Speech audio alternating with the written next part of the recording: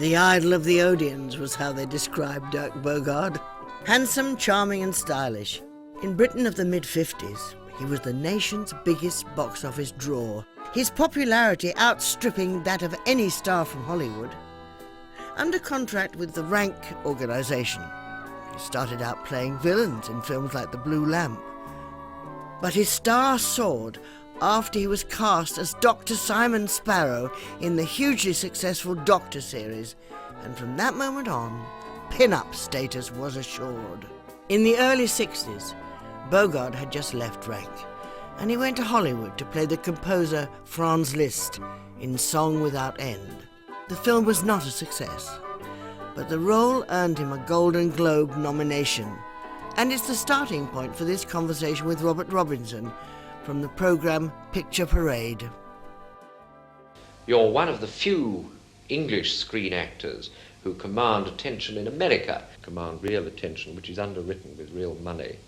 And I wonder what it is, over and above your capacity to act, which singles a person out for that kind of attention. I don't know. You said international stardom. Well, I don't know what that means. I'm not an international star yet. No, command attention in America. Oh, command attention. With that in view, I suppose, with the I don't really know what you mean, though, Robert, because I've only done 2 films in America. One they wanted me desperately for because they couldn't get anybody else. I'm sure you're being... Well, they wanted a special type. No, they wanted a special type of actor, which had to be an actor sort of known in Europe, the Commonwealth, for that market, and who spoke English with an English unaccented accent for Liszt, you know, because they didn't think it would be acceptable if he came from Milwaukee. But they could have picked almost anyone for that. Yet they picked you. I think what I'm really referring to is the quality of watchableness which allows an actor to walk into a room and read the telephone directory, and somehow it's exciting, just that. It's this quality that I'd be interested to ask you about. I'd be awfully interested if you would tell me what it was, because I know exactly what you mean. I have the same compulsion myself when I see somebody on a screen or in the theatre. I don't know why I'm looking at them very often. I suppose it's this extraordinary and ill-used and much overworked phrase, star quality, which I don't believe anybody's ever been able to define. I know that when I was in Hollywood, I was absolutely amazed to see how many of the great and lasting stars were in fact not frightfully handsome people or beautiful women, but had quite qualities of ordinariness. Now, maybe it's something to do with that quality of ordinariness, of high sophistication, if you can call it, because that means high simplicity, doesn't it, sophistication? Or have I got that quite wrong? Well, I think it's a quality of relaxedness, perhaps. And something to do, too, with sureness and, I suppose, sincerity. For a film actor, you live a rather retired and private life. We seldom read of you in the show columns. Is this, do you avoid publicity? Is it distasteful to you? No. I don't avoid publicity. That makes it sound like something really horrid and unpleasant. I don't think publicity is always necessary. I think sometimes publicity is ugly, and I think it's vulgar, and I think then you should avoid it. And I think sometimes it's wiser perhaps to leave it all alone than to dabble with a little of it. I think that to publicise your film is absolutely splendid. You should go to a premiere if you have to. I don't like it because I don't like crowds. And you should go and talk about it to the press if they wish to see you. And you should speak to you on Picture Parade, as we're doing now. But I don't think it's of any concern to anybody but me whether I take my dogs for a walk on my head or my hat or in a basket, or what I have for breakfast or how I go to bed. You must teach some of your colleagues. I know, but that is the trouble, because there are other people who absolutely love everybody knowing exactly what they do with their dogs and where they go for a walk and how they do it. We can't all be exactly the same. It'd be a very dull world if we were. I was always brought up, which sounds very pompous, I can't help it, to, you know, that old saying, little boys should be seen and not heard. It was very deeply drilled into me as a child, and indeed to all my brothers and sisters, and I'm afraid it kind of sticks. I can't put it any better than that. Do you think, though, that the public should... do you think there's anything against the public getting to know the actual man behind the illusion which appears on the screen? It's a terribly tough one to answer, you know, that one, because I don't agree, anyway, and I'm quite alone on this. I think that the excitement of the cinema and the theatre is its quality of illusion, of magic, of not quite of this world. And I think that if you know that your favourite actor's bald, or that he's got spots, or he's shorter than you were, you know, the illusion's gone. But if it's a good illusion, it wouldn't depend Not on you always knowing a good about the illusion. mechanics, would you? Oh, no, Wouldn't no. I think it's a great mistake to know about the mechanics. And yet you know your fellow film actors very well, and I imagine this doesn't spoil your enjoyment of the films they make. It's a tricky one, isn't it, really? I think in a way, truly it does. Not destroy it, but I think it does harm it a little, my enjoyment of their work.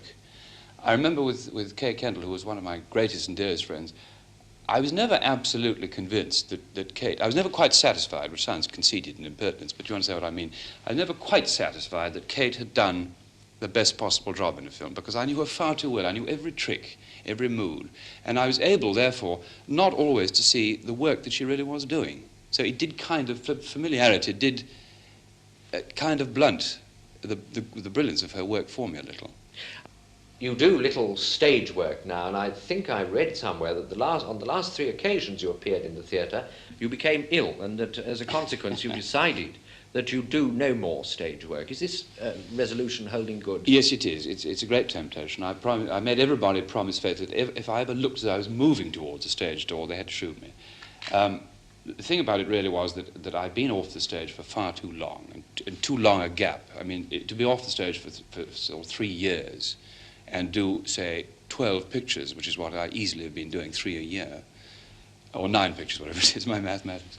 It's too long a time to go suddenly straight into a play with all the intensity and the work and the necessary emotion. You're tired before you start. Then you've got to go on tour and kick the play into shape, and it's a tremendous concentration. And if you are a bit run down at the time, you know, you're liable to pick up a bug, and then you get this panic, oh gosh, if I'm off, you know, what'll happen. So it's not worth it. I must confess too, I am appalled at the length of time a play has to run. I think this year's run, or you know, more, is absolutely appalling. But isn't this part of an actor's, the rub of the green for an actor? It is, but you're not talking to one of the great dedicated actors. It is indeed part of an actor's trade, but I don't think it's ever a part of an actor's trade to play one part without any break or any relief for over a year or more. I think this is absolutely insane. I think to do what Peter Hall is doing now with Stratford switching over to the Ulric is terribly exciting. And the actors get a rest, they get a break in between, they can prepare the next production, and they're amused always because they're constantly being entertained themselves by the newness of the part. But to stamp on night after night in My Fair Lady, I don't know how anybody ever does it. You've been successful for a long time. Now, apart from talent, has luck played a part in it as well as talent? Yes, I think luck plays a tremendous amount in everybody's life, but particularly in our life, in the movies. It's a sort of mixture of all the things, but it's being in the right place at the right time.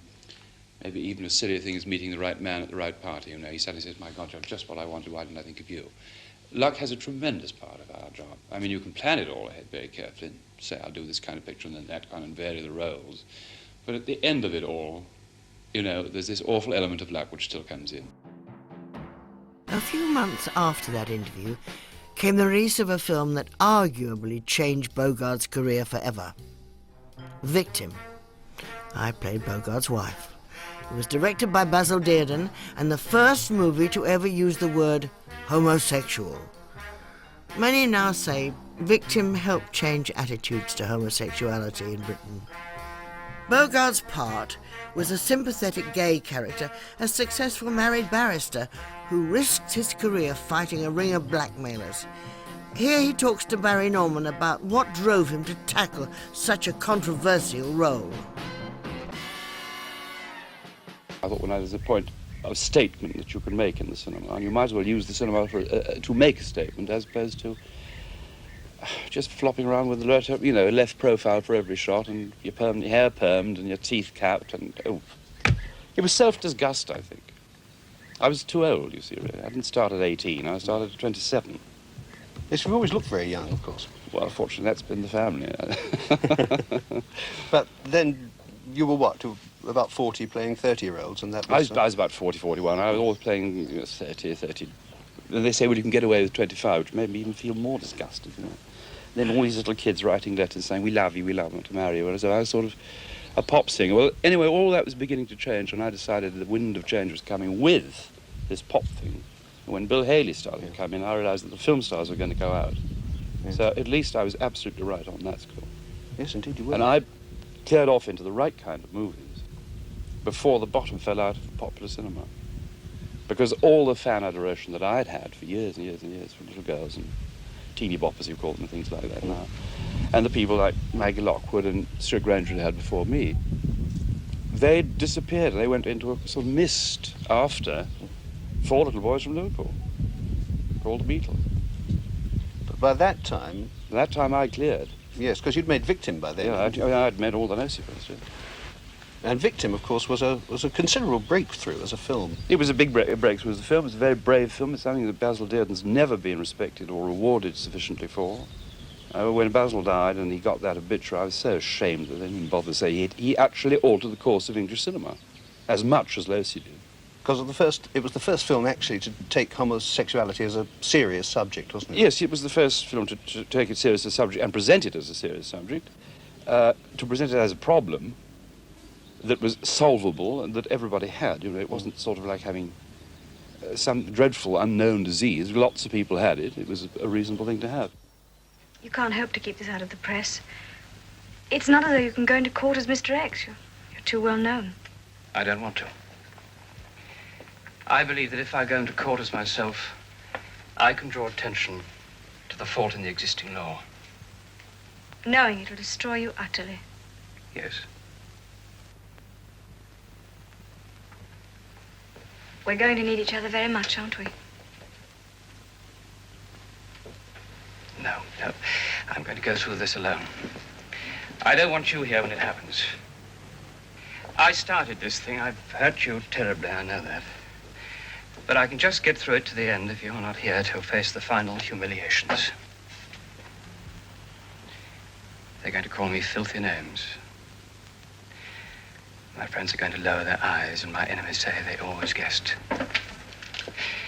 I don't want you a part of that Roman holiday.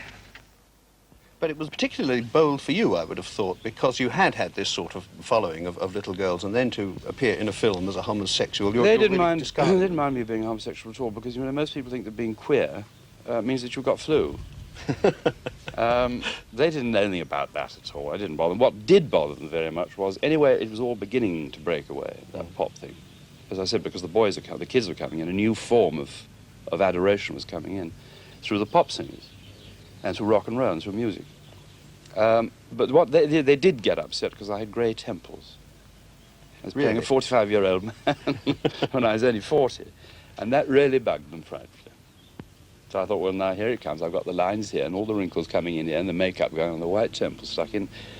They got a bit leery because I was too old. And when they wrote and said, "You're older than my dad," I knew that I was out. Was Bogarde homosexual himself? He always denied it. From the 1960s onwards, he lived with Tony Forward, a man he always described as his partner and manager, and he insisted the relationship was platonic. After Victim, Bogarde never had a conventional leading man role again, which he considered a blessing. From that point on, he'd appear in more challenging films, winning Best Actor BAFTAs in two seminal 60s movies, The Servant and Darling. Here he is discussing the change in direction in an interview from 1967. I never was a romantic type, you know. It was a great, great mistake. I was a character actor who got diverted at a time of national drought just after the war, and I fitted somebody else's pants and played their part. That's literally how it started. I was lucky in having a good left profile. I noticed at the moment I'm being shot on my right, which is quite the worst one. That doesn't matter anymore. But this side was very good, and they built all the sets at Pinewood for this profile only. I was like Loretta Young. Nobody ever saw my right side. At what stage did you decide that you didn't want to play romantic leads anymore? I did a film some years ago, which nobody's ever seen, called A Doctor's Dilemma by George Bernard Shaw, with Leslie Caron and Cecil Beaton doing the costumes, and a wonderful part, and a super scriptwriter, and a wonderful director called Asquith. The scriptwriter, of course, was Bernard Shaw. And the director was Mr. Asquith. And it suddenly dawned on me that movies had something more to say than just oh, you know, frolicking songs in Spain and all the stuff I've been doing before, and funny pictures like The Doctor's, which had great value, but were not satisfying. They were only extensions of myself, and I wasn't actually doing the job that I'd started out to do. And when I found you could really speak good dialogue on the screen and it sounded good, I decided a break had to be made. Were there any satisfactions from working on the Rank films? Oh yes, of course there were. The first Doctor was one of the most satisfying things I've ever done, I think, because more people went to hospital after that because they were less frightened. I'm not being sarcastic, because they were less frightened of hospitals than ever before. And people used to come both to Kenny and Kenny Moore, and sort of thank us rather than you know, laugh at us. They were thanking us for making it easy to get Granny into hospital or a child into hospital. I was recently in the hospital myself for various reasons of my own, and the child, you know, care doctor was called Dr. Simon Sparrow. And they used to stick that on the door, which made the kids feel better. That's all gone now. And the films, I think, are possibly gone too. Do you do much research when you're preparing a film into the background, the type of job a character does? Not if it's Technical about things? people, no, there's no need to. I know, you know, 7.5 or 7 years of the army and 4 to 6 years of living with people. I think it taught me a good deal about people. Research, I certainly do on odd things. If I had to do something particular, I could drive a special kind of car, I'd certainly do that. Research on a specialized subject, certainly, without any question. Do you have technical advice at all on the set? Always, if it's needed, of course. In all the Doctors, I had a doctor on the set every day, always, because I never touched a thing that a doctor would touch unless I knew exactly how to use it. Because Dr. Simon Sparrow in the Doctor films was the only straight guy in the pictures. And an audience had to absolutely believe that he was right and safe and secure and good for them. And then all the other people could, you know, could be funny around it. But he never made a mistake as a doctor. Basically, because I always had a doctor there to tell me what to do or what not to do. Although one doctor did allow me if I take out an appendix on the left-hand side, still, they do that, I believe. A year after that interview, Bogarde moved, with Tony Forward, abroad to France, and there began a new phase in his career, with acclaimed performances and artistic films like Visconti's Death in Venice, seeing him become a major star of European cinema. Bogarde always put his success down to the fact he was continuously pushing himself. He never lost the feeling that there was more to be learned about acting, as he told the programme Omnibus. One day we were changing magazines and I looked up and there was the camera operator, Bob Thompson, leaning over the top of the camera. And he was quite short and he had glasses and he was very experienced and he was very nice. And I was just standing waiting and I said, "Hi, Bob. You know, you look very worried. What do you think about?" He said, "Well, I'm just thinking," "I don't know how the hell you stuck." Oh, I thought, that's not quite what I meant. So I said, "Why?" He said, "Well, you know a bloody thing about this business, do you?" Now, I'd been in it for 5 years. So I said, "Well, what don't I know?" He said, "It'd take too long to tell you." And I said, "Will you tell me?" And so Bob Thompson told me. He told me how the film went through the gate. He told me how the boom went. He told me where the lights were. He told me about a 2K, an inky dink. He told me every damn thing I had to know about the movies. My own technicians, mine, my mates, not my directors, because they didn't know. I never found an English director that did. You're an actor who, I think you've said, doesn't require an audience in the strict sense. Oh, no, God forbid, no. That, in a way, cinema is a much more preferable medium for you. Well, cinema is much more exciting because I've said before, it's something you're making technically together. And the thing I have emphasized very strongly in my last book, as you know, is that most actors do not realize that that little beast and that little beast photograph your mind. And if there is nothing in your mind at the time that that is working or that is working, then no one is at home, and you can just as well play pussy. It doesn't matter. How do you mean photograph your mind? It photographs thought. Thought. The camera is capable of photographing thought. The best example of all, apart from me, because I've suddenly discovered that I do have some kind of thought in the end, you is Marilyn, who had no thought whatsoever in her mind, but she had. Way down there at the bottom, Miss Munro was quite, well, I mean, she has become the legend of the century, almost. And the camera found what she was doing and what she was thinking. Watching her on the floor, you would inch yourself away with misery and grief, because you thought, crikey, what's she doing? She's doing nothing, and she's dreadful. She's plain, and she's got spots, and where's the magic? And the magic was there the next day on film. And you just drained blood when you saw her. So it is internal. It's an internal thing, and this is the essence of concentration, of course. And without concentration, without the absolute tightness of concentration, here in your head, nothing works on the screen. You can walk through a part, and nearly everybody I ever see does. Sometimes there's a magical moment when you find some actor who's not walking through, and the camera picks him. But that's capricious, and so is that one. They're both capricious, the cameras. Capricious because they hate you. And you can do your nut, and they don't want to record it. But if you can establish a rapport, a love affair between yourself and the lens, and I'm flattering myself perhaps that I do, I don't know, maybe I don't, they will do everything in their power to help you. But you've got to be thinking, and you've got to know what you're thinking about. And if you go to pieces, forget it. It doesn't work. The earlier films, there were some that were accomplished. You're famous for having shot Jack Warner. Yes, Blue Lamp. And then you moved to a very successful series of films, which were the Doctor films. Mm. When you were working in what many people might consider unremarkable cinema, were you striving to do your best within those circumstances, or were you not all that conscious that it was unremarkable cinema? Now look here, let's get one thing absolutely straight. All I've ever been in the cinema, or in the theatre, or in my books, is an entertainer.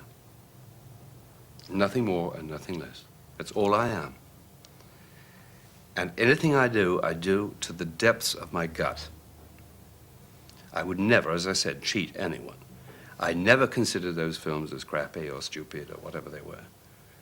They were there to pleasure people. They were there to pleasure people who came to see us.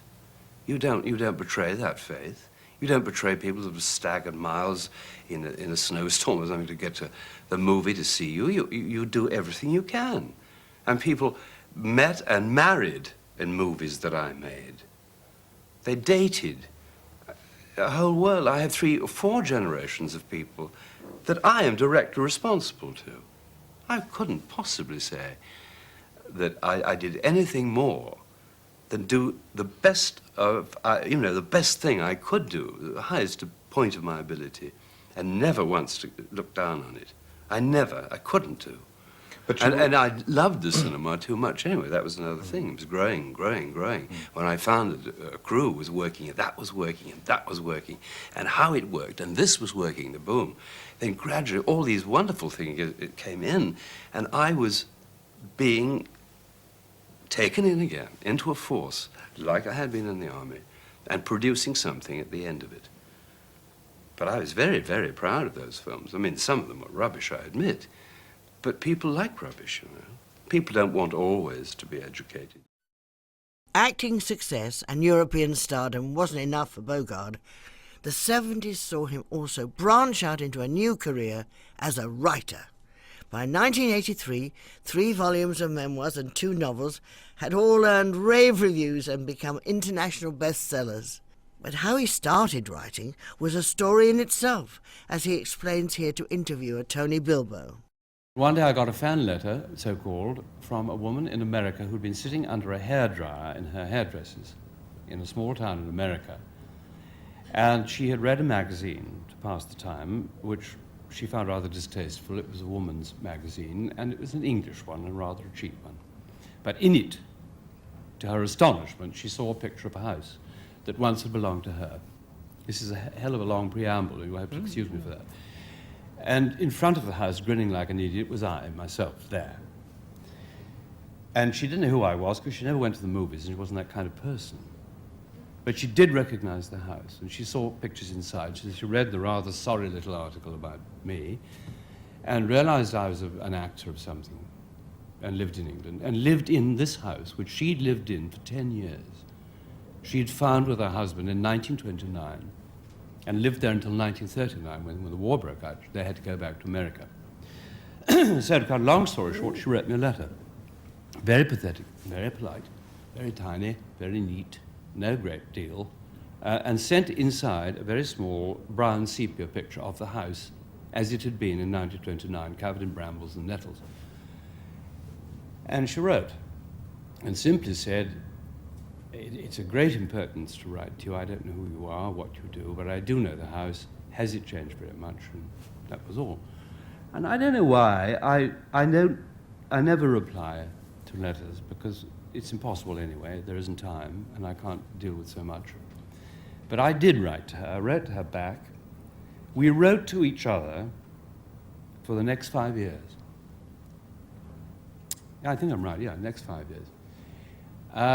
She wrote in the end, towards the end, every single day of her life a letter to me, on onion skin, which if you know what that is, it's that very, very light airmail paper.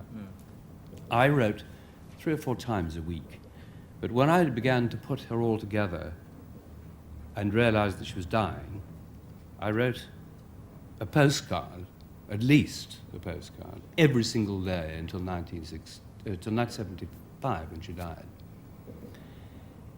I never saw her. We never spoke. I have no idea what age she was. But she was determined that I should write. All I did glean, amongst many things, was that she was the head librarian, as far as I can put this together, and I could be inaccurate here, at a very important university in America, and that she knew a great deal about literature and about writing. And she'd seen somewhere in what I wrote to her and all the years of junk I sent her, which is only really written to try and to keep her alive, she lived alone, she was entirely alone, to keep her alive, to keep her going, to keep her strength. She thought that I could write, or should be forced to. So would it be fair to say that if it hadn't been for her, you would never have written? I mean, not professionally. In the final analysis, that is true, yes. It's quite extraordinary. Writing occupied most of Bogarde's time during the 80s, but in 1991 he was back with a new film, a French movie called Daddy Nostalgie, directed by Bertrand Tavernier. It coincided with Bogarde turning 70, a significant enough event to merit another encounter with Barry Norman. Your first film in 12 years. Now, why? I mean, why such a long time away? Well, I'd really got out of the habit of doing it. I hadn't, I'm often accused of, I hadn't retired, I just retreated. I don't terribly enjoy making movies. I never have. This coming from a man who's made about 65 is a little startling. I know, well, there it is. I mean, now that you get to a certain age, it's a hassle, it's a drag, you know. And then I found I could write, and people bought my books, so it was easy to sit on my butt on my farm and write and do chores of the day on the land, and it was easier and it was pleasanter. And I'd done one film which I thought was a miracle film with Fassbinder called Despair. I think in 76, you'll have to put me right, I don't remember. Yes. It was about 76. And we made it in East Germany, on the edge of East Germany, the wall and all that. It was an extraordinary experience, a wonderful and extraordinary one. We were picked for Cannes, but the film was finished about, I don't know, 7 months before Cannes. And instead of, I'd seen the rough cut and done the dubbing in Paris, and instead of just leaving it as it was, Rainer Fassbinder got bored with it and cut it to shreds over the weeks. And when I went to Cannes to see the damn film, Michael Bolhouse, who now works for Martin Scorsese in New York, Michael came up and said, "Don't come near the movie, don't see it." And his tears are pouring out. He said, "He's absolutely ruined it." Oh. So I went to see the movie at Cannes because I had to, you know, do my duty. And I didn't know what the film was about. It totally devastated it. So I thought after that, that's it. I leave. And I left for 12 years. So what did Bertrand Tavernier do? I mean, was it simply because it was Bertrand Tavernier that you came back? Yeah. I'd seen nearly all the work that Bertrand had done, And he is, I always say if I'm asked, and I'm saying this to you, you haven't asked me, but I'm telling you, Visconti is, as far as I'm concerned, the emperor of the cinema. Losi is the king, but Bertrand is the genius. And he's a genius only because he absolutely knows every inch of cinema, every angle, every technical trick, but he also knows about people. And that's terribly rare, because I was brought up in a cinema when the director would say, "No, do let's hurry, darling, a little pink gin in the bar." And that was the way we made movies.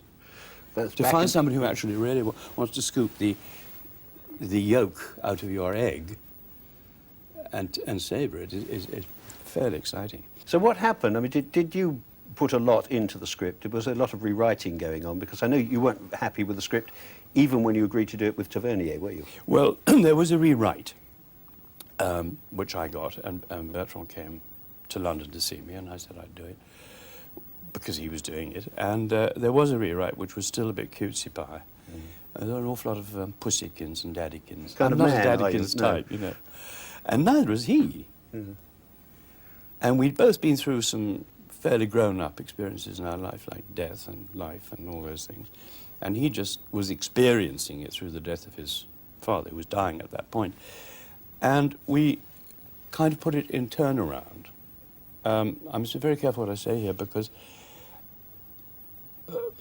he let me alter my stuff and my conception of who I was, the daddy I was. And he assisted me greatly, and we wrote a lot of it together. You know, I'd like to take a plane and go somewhere like Hong Kong, Singapore, see them for the last time. More than Mexico? The light in the east is... It's the colours. It doesn't matter. These legs. I know. I didn't want to get old.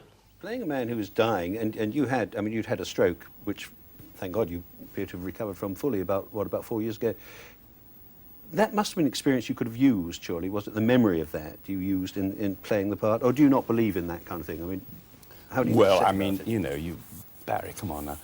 Every acting, you know, even having a terrible row or bursting into floods of tears or whatever, there's a mirror near you, look and say, oh, that's what I look like when I do that. Or when that. Of course you do.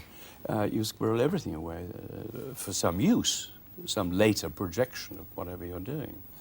But I've been doing work classes recently in London, and a lot of the actors, young actors, they're all between sort of 18 and 25, want to know why I so mistrust the method.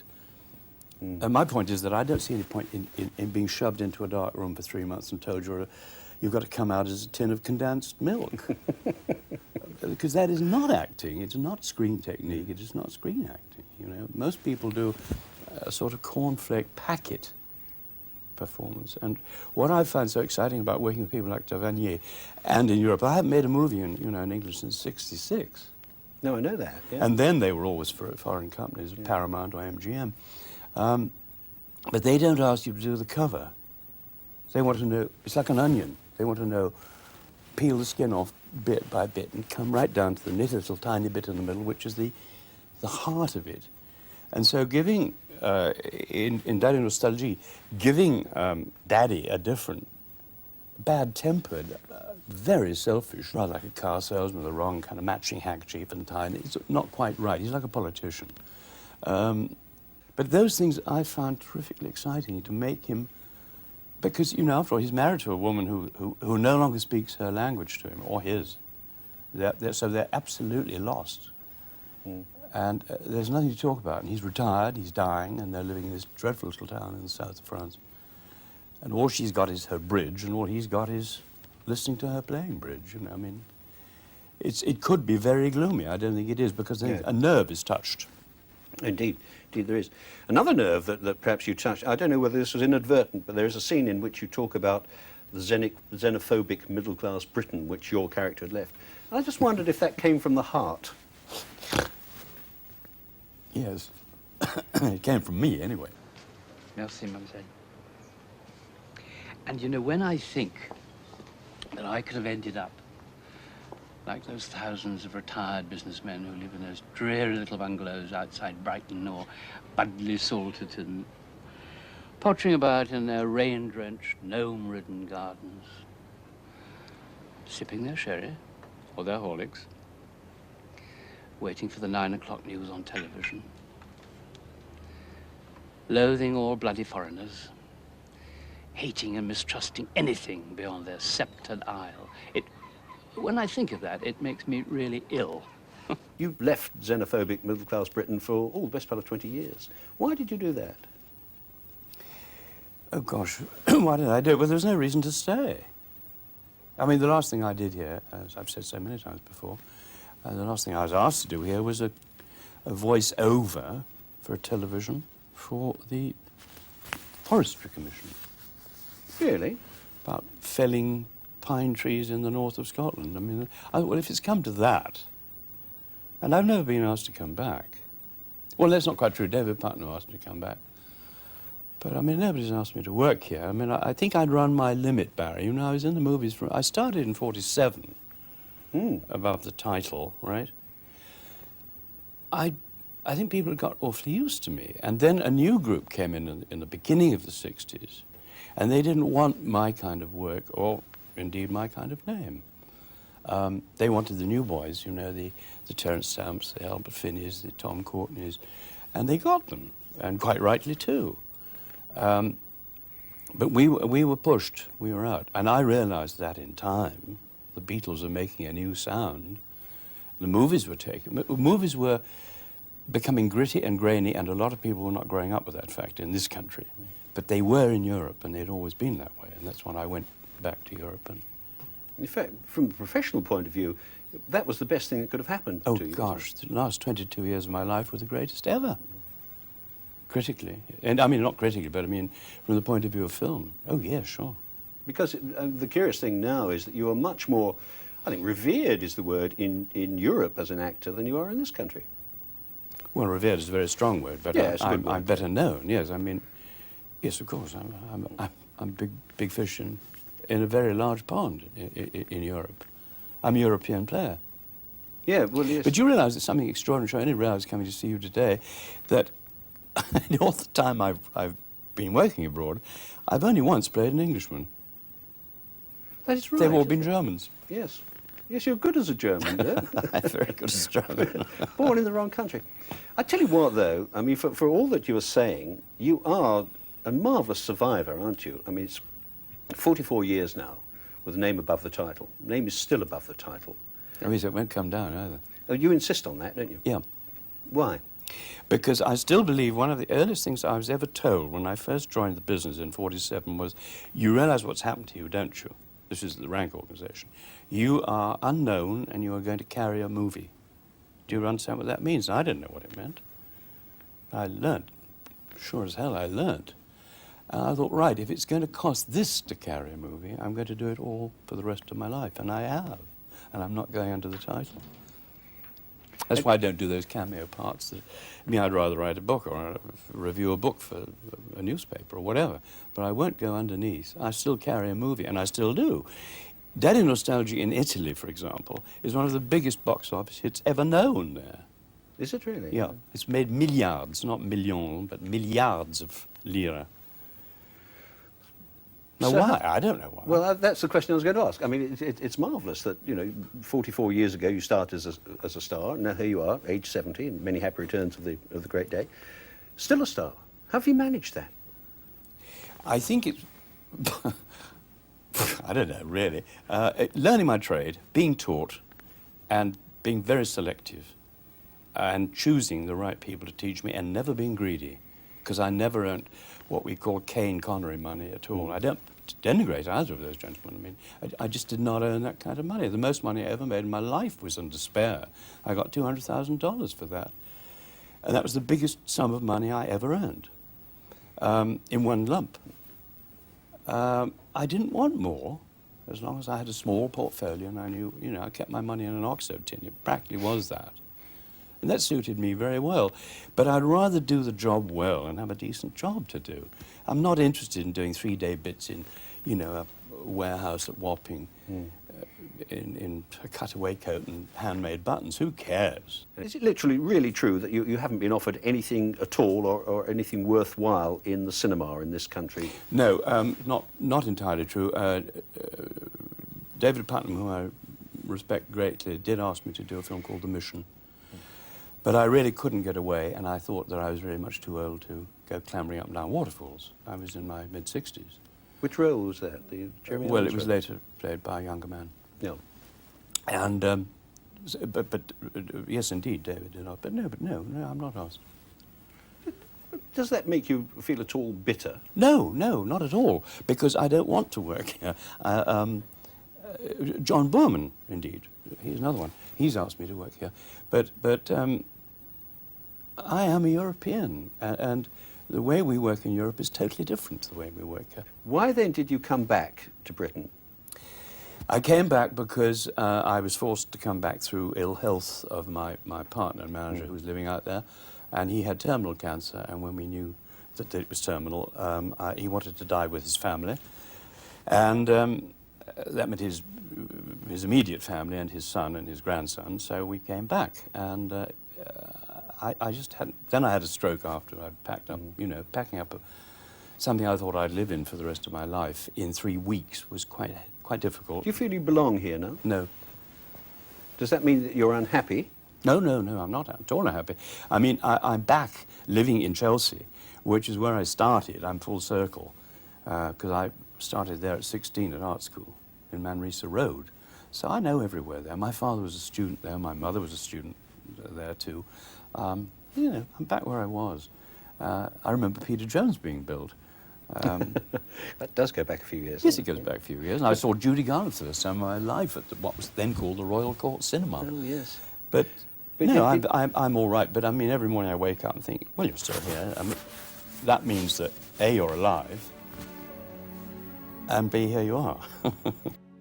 In the end, Daddy Nostalgie was his final film. In 1992, he became Sir Dirk Bogarde, knighted for services to acting. And in 1999, at the age of 78, he died in London from a heart attack. Amongst the tributes was one describing him as Britain's first homegrown movie star. They don't make them like that anymore.